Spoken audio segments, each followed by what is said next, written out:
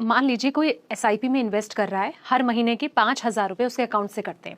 अगर वो step up नहीं कर रहा है तो ऐसा ना हो कि इन फ्यूचर मान लीजिए कि ठीक है कुछ परसेंट सैलरी उसकी बढ़ी है और वो ये सोचे कि कुछ परसेंट पैसा लगाया जाए, लेकिन बहुत सारी टर्म्स कंडीशन ऐसी भी आती है कि कब उनको कौन सी चीजें सिचुएशन फेस करनी पड़ जाए, घर के खर्चे हो गए, तमाम तरह के वगैरह वगैरह खर्चे इंसान की लाइफ में रोजमर्रा की जीवन में आते हैं।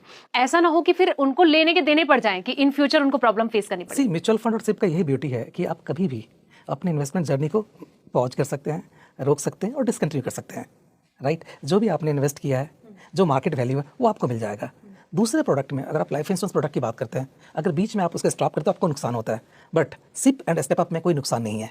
जहाँ पे आपने इसको पॉज कर दिया, जो पहले की फंड वैल्यू है वहाँ पे वो रुक जाता है। राइट, और मार्केट के हिसाब से चलता रहता है, तो कोई प्रॉब्लम नहीं है। अगर आपको लगता है कि आज आपने स्टार्ट कर दिया, 2 साल 3 साल 4 साल बाद ऐसा फेस आएगा, हो सकता है कि इनकम थोड़ी कम हो गई है, तो आप वहाँ पे पॉज कर दीजिए स्टेप अप को, कोई प्रॉब्लम नहीं है, उससे कोई नुकसान नहीं है। जो पैसा आपने इन्वेस्ट किया है वो उसका तो यूनिट आपके पास में आ ही चुका है ना। तो ये फायदा मतलब इन्वेस्टर को मिल सकता है अगर वो यही ब्यूटी है म्यूचुअल फंड्स एंड सिप की।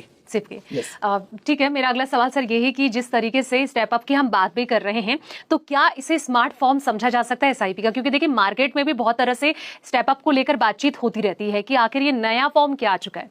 ये स्मार्ट फॉर्म ही है, सिप का स्मार्ट वर्जन ही स्टेप अप सिप है। अगर आप नॉर्मल सिप करते हैं तो आप वैल्यू क्रिएट कर सकते हैं, लेकिन इन्फ्लेशन को बीट करना इतनी महंगाई है, आपको करना पड़ेगा, नहीं तो वो कॉर्पस बन नहीं पाएगा। आज आपको लगता है कि 1 करोड़ रुपये बहुत बड़ी चीज़ है कि आपको 15 साल के बाद 20 साल बाद 1 करोड़ रुपये मिल गया, लेकिन जब आप 15 साल बाद जाएंगे ना तो उस 1 करोड़ की वैल्यू आज के हिसाब से 30-35 लाख रुपये है। तो शायद आप इन्फ्लेशन को बीट नहीं कर पाएंगे। अगर आपने स्टेप अप वहीं पे किया है तो जो आज आप सोच रहे थे कि मुझे 1 करोड़ रुपये चाहिए, तो आज से 20 साल के बाद भी उसकी वैल्यू 1 करोड़ रुपये ही होगी। क्यों होगी? क्योंकि उसका कॉर्पस 2 करोड़ 78 लाख रुपये हो चुका है।